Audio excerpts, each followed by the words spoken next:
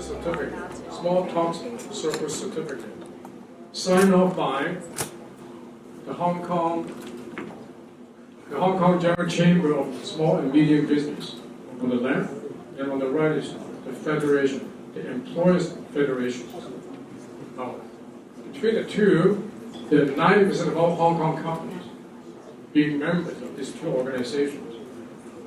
And if you come regularly, and I won't tell you what regular is or how regular is regular. If you come regularly, we know you, we spot you and say, hey, I know you, and we're going to give you one of these. And that will actually help you to land a couple of job interviews, and I can't say you will get a job. It depends how good you are, how smart you are. But at least that will actually help you to get a couple of job interviews. Is that good? Okay, it's one of these. Okay, this is just a sample, right? For the jacket, the beautiful jacket, with one of these, certificates inside the jacket. I always talk about life and technology. They seem to be diametrically opposed to each other, right? Life, like Jennifer making beautiful cup of coffee in Hong Kong to enjoy. That's life, right? And technology is a little bit bland and boring and geekish. But it's something that we need, going forward. More so going forward, we're going to be surrounded by technology. So life on one hand, and technology on the other hand. How are you going to balance that? And I call it the biggest equalizer in the world. We have to equalize that, right? As we go forward and surrounded by technological advancements, we're going to go the other way to balance that, to be more human. Human progression is technology. But human is the other way. It's not technology. It's just human. It's just us. Okay? And I'm going to show you something to testify that. While we use technology, we don't want to be defined by technology. We don't want to be dictated by technology. We want to rather use technology to enhance our life, to make our life comfortable and better. So you guys get it? So technology seems like an evil, but we're going to turn it around and use the evil to help us. Tonight, we're going to have 100 drones up in the sky, synced up with the orchestra. We're going to show an audience something a little bit different, and it's all happening in Tarnesch Airport near Hamburg. No matter what, it's gonna be incredible. I can't describe it. It's years of efforts, development, and hope exploding in 1 minute, in this one moment of excitement.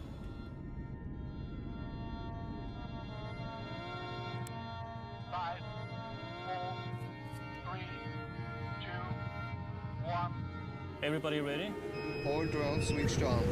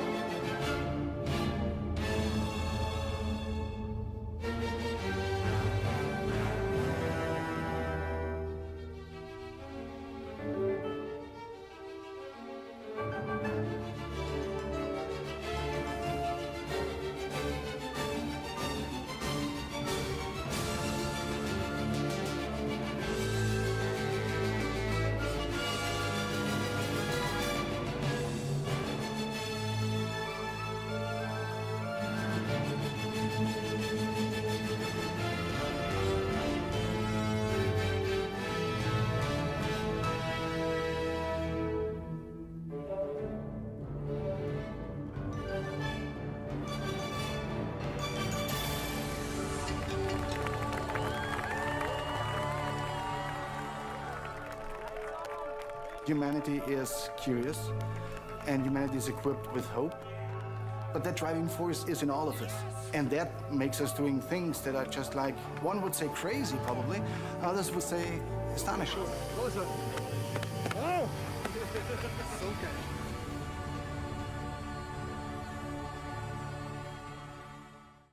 good. So this is it, we want to use technology to enhance our life, to upgrade our life, okay?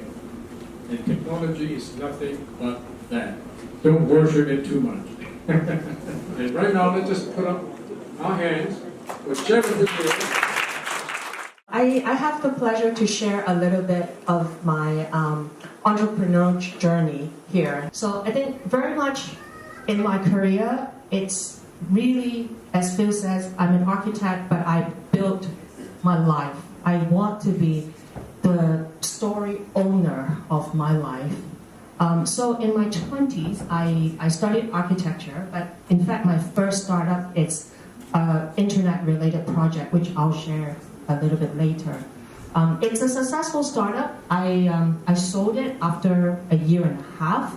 I got investors from Singapore, China, and Hong Kong. Mr. Richard Lee from Pacific Century Cyberwork Ventures actually invested in our property internet project. Fortunately for us, we cashed out, but unfortunately for me, I didn't get to keep it.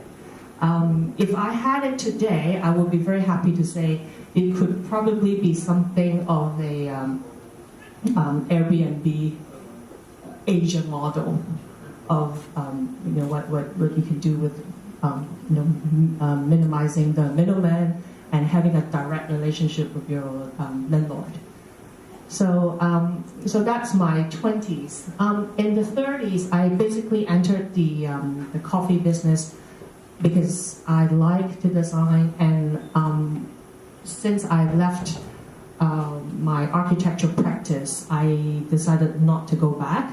But I still have that passion in me to design. So one of the first reason to create a coffee shop is because I get to control the design. I want to do a coffee shop design that can resonate with what I like. I remember myself being in the architecture practice. I never get to go to either a very good restaurant with a good coffee or a good coffee place with good food. So the Cafe Happy To being my first coffee project. It's all about having good coffee and good food in one roof. So we have to rewind and think about this idea 12 years ago, where it was primarily dominated by Pacific Coffee and Starbucks, the two mega giants who have good coffee, but the grab and go type of food, let's say. So our proposition, it's really about going to one place and have good coffee and good home cooked meals, comfort food, we call it. So that's my 30s. So in my 40s, I'm now in the specialty coffee category. So it's a natural advancement from good coffee and good food and moving into the professionalism of coffee, which I'm going to share a little bit why this category fascinates me so much. I'm also stepping into wellness, so very soon, in February 2018, we will have a wellness platform where it's a place where freelancers and experience givers in the wellness industry can offer the experience to our consumers. And we have a physical space where people can come in and join the different types of classes. That it's wellness for not just your body, but your mind and your soul. So that I'm really looking forward to that project. Currently, I'm very much involved with coffee, so I'm going to share a little bit about my coffee career milestones. A lot of us here know Habitu or Cafe Habitu, where we started in 2003, a little bit right after SARS. So it's a very memorable year for a lot of us, because that was the time when Hong Kong is facing this very challenging situation. So that was the time I decided to start this coffee shop, because I wanted to come into the market and use coffee as a place or a beverage to reconnect everyone in the city. Coffee shop being like us, providing free Wi-Fi, unlimited Wi-Fi, lots of sockets, good food, good coffee, and basically a quiet good space to share thoughts, to come out again to the city. It's not the prototype in those days. If we look back into 2003, one of our winning formula is that we are very generous about our space and our use of Wi-Fi, as well as our magazines, and our team members are actually encouraged to help our customers even when they're using it as a space for their office work. So I remember we have a very famous director today, Pang Ho-chan. He was one of our very first space user, and he created a lot of films, his script from our cafes, and he will be using the cafe as the space where he create his stories, write his scripts, and he will even remember when we meet after a few years that who in our members team actually helped him do the photocopying of his script, and offering him water and caffeine, and also additional service to help him come up with his script. We have a lot of very touching stories in those days where we put people together. We have matchmade tons and tons of couples who came to the coffee shop and fell in love. You guys should go. We also did a lot of business matchmaking. Remember in our 5th year, we have one customer, two Caucasians calling us and says, we want to order 1,000 cups of coffee in an event to celebrate their 1-year anniversary. And the reason for that is because the two founders actually met in our outlet in Causeway Bay at the first floor of GOD. So that was something that we're very, very proud of, being a space and a ideas platform for everyone to sit and gather together. So that was us in 2003. In 2010, we started going into the education of coffee. I want to share a little bit about the transition here. In 2010, we no longer can really afford all the shops being on the ground floor of the street level, because the rent obviously has doubled and tripled within 7 years. So we moved to one upper floor in Causeway Bay, which is the GOD Superstore in Causeway Bay, Leighton Road. So for the first 3 months when we're up there, not a lot of people want to come up to a first floor coffee shop. And what we did was our team members decided to offer classes that are very, very affordable. $98 for a one-on-one coffee appreciation class.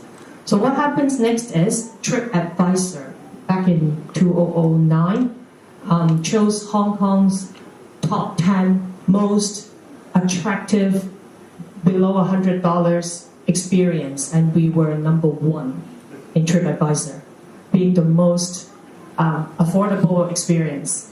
And with that award on TripAdvisor, we immediately got 3,000 inquiry of coming to this class and wanting to be learning about coffee.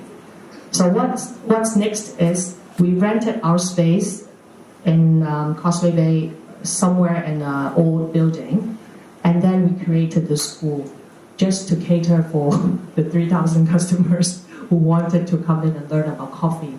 We felt that that was the right moment to establish our position in coffee, to be able to teach. So in 2010, we actually attracted Hong Kong's best coffee talents, from coffee roasters to baristas to green bean suppliers to quality assurers, food safety scientists. All of these people came to the education center and want to teach or to incubate something for the coffee industry. So again, from the education center, we decided to gather all these people, all these talents that we have, and we call them the coffee academics. So basically, the coffee academics that we know of today, being a retail outlet, was the byproduct of all the coffee talents in town. They all came together. They all want to come and teach. And from there, we decided to, okay, boys, let's start another brand. A brand that will have all the new energy that came from the education center to creating the specialty coffee brand. So in Happy 2 team, from our chef to operations to marketing to catering in charge, what else? PR, HR, admin, leasing manager, every single one is a female. So, we're not being gender biased, but Happy 2 certainly has that DNA. This is the very wonderful product of women in business. So back to the coffee academics. We always say that the coffee academics is the exact opposite. It has all the boys. If you come to the coffee academics, you see a lot of boys as the baristas, the roasters, the quality assurers. All the boys are very interested in not just creating the best coffee. We have a Wikipedia description here. It's not just gourmet or premium. It's actually about the sustainable farming and helping the poor, the poorest farmers in the world, not by paying minimum wages, but paying them properly. So this is the real purpose of specialty coffee. With the academics, we opened our flagship in 2012. We're now in Hong Kong, Singapore, and China. In 2015, we started the bespoke blending service, which is a service where we incorporate all the NGO, nonprofit farms in the world to come to Hong Kong. So the mission for the coffee academics is every sip of coffee is a gift of hope. This is our mission statement. We are getting there. We have a lot of blends that are having the charity beans component, but we're yet to get to that 100% mark where anyone who comes into the coffee academics and every cup of coffee that you drink will be a gift of hope. That is our goal, and that is where and how we want to achieve by 2018.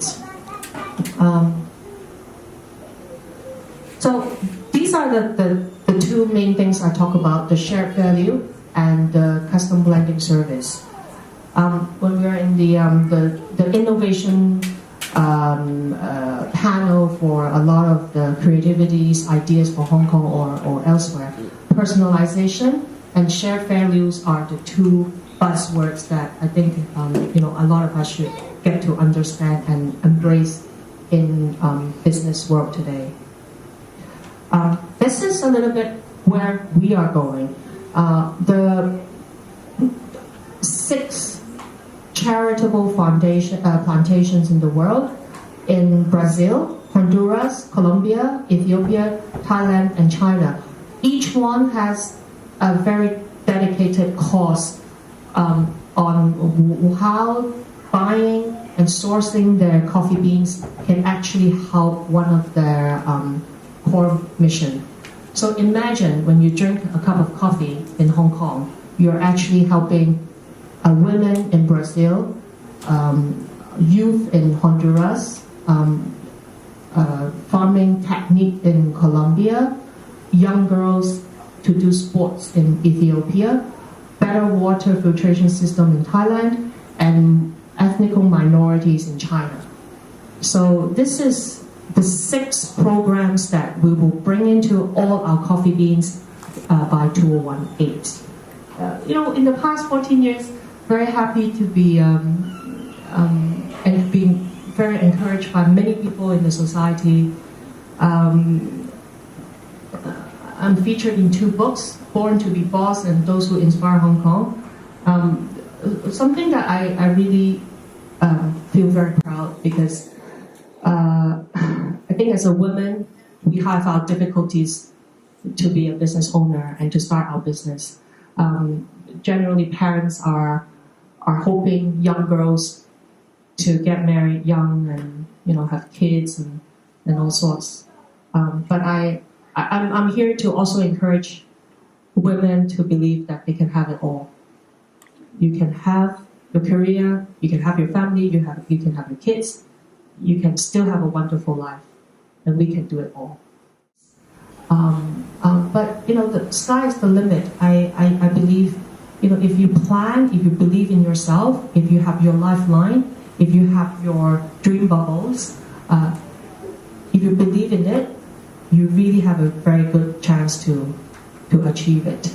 So my final conclusion to today is believe in yourself, have your own path and your own script ready about who you are and what you want to achieve, and then go for it. Thank you very much.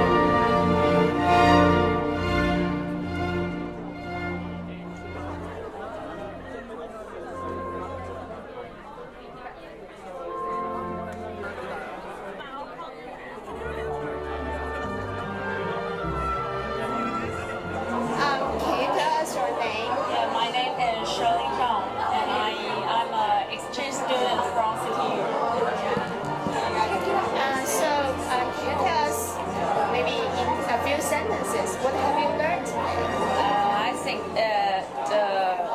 from the plantation island that women also can do many things. I have learned that most of the staffs in their office are women, and no matter their marriage or not, or maybe they have kids or not, they can do well. Yeah.